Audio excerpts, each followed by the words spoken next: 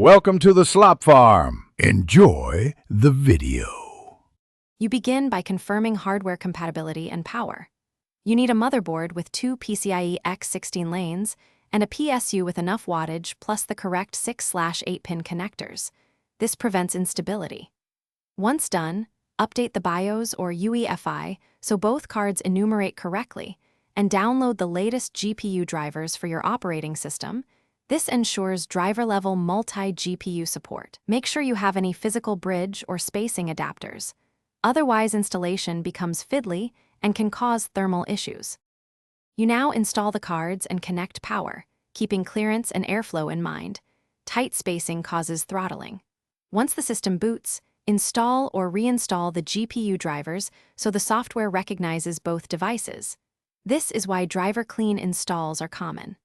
Then open the GPU control panel and enable the multi-GPU mode supported by your stack.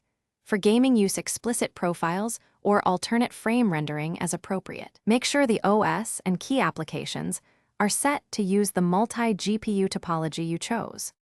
You finish by validating stability and performance. Run benchmarks and stress tests while monitoring temperatures, clocks, and utilization so you know both GPUs are contributing. Once validated, tune fan curves and power limits to balance thermals versus performance, and make small PCIe slot or BIOS adjustments if you see lane negotiation issues. If something goes wrong, test each GPU individually in the same slot. This isolates driver from hardware faults and lets you swap cards to identify bad components. Thanks for watching. Consider subscribing if we helped you today.